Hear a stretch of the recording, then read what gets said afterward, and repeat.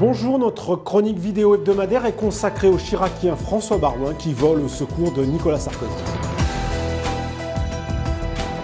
En 1995, ils se combattaient. 21 ans plus tard, les deux hommes ont décidé de passer un deal sur le dos d'Alain Juppé. François Baroin a en effet choisi de soutenir Nicolas Sarkozy, en échange de quoi l'ancien président lui a promis Matignon en cas de victoire.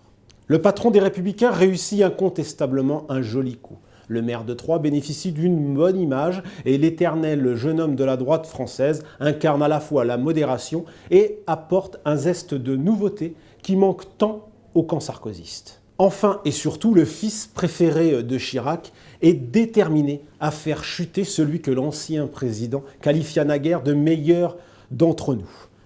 Nicolas Sarkozy n'en attendait pas tant et qu'importe si les deux hommes sont aux antipodes sur le plan idéologique.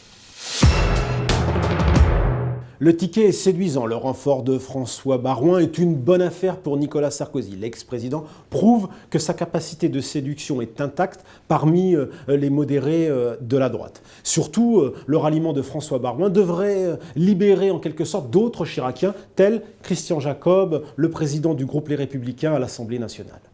Mais le rapprochement entre Sarkozy et Baroin est aussi une alliance contre nature, une sorte de mariage de la carpe et du lapin, car les deux hommes ne sont pas d'accord sur de nombreux sujets. Baroin est contre l'interdiction du port du voile à l'université, Sarkozy est pour. Baroin est contre la suppression des repas de substitution à l'école, Sarkozy est pour, etc., etc. François Baroin avait enfin détesté la tournure très droitière de la dernière campagne présidentielle. Or, Nicolas Sarkozy n'a pas l'intention de changer de fond de sauce pour les primaires qui s'annoncent à la fin de l'année. Au fond, c'est bien la haine, et cette seule haine pour Juppé, qui pousse François Baroin à soutenir le candidat le plus éloigné de lui idéologiquement.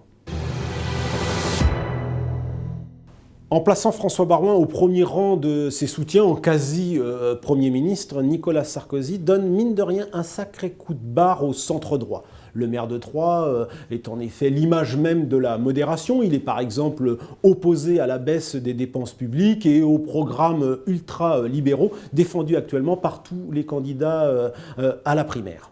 L'ancien Premier ministre François Fillon, qui a tenu à peu près le même rôle que François Baroin en 2007, ironise en privé sur cet attelage. Sarkozy choisit Baroin pour faire du Chirac, ça ne marchera pas, dit-il.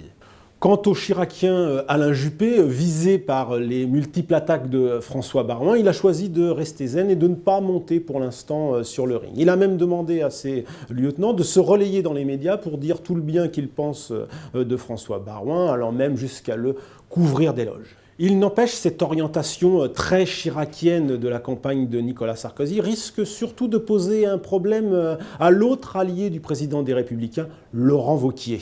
Le champion de la droite des valeurs n'a rien en commun avec le président de l'Association des maires et il y a assez peu de chances que les deux hommes passent leurs vacances ensemble. Et pourtant, Nicolas Sarkozy compte sur cet attelage, cette alliance des contraires.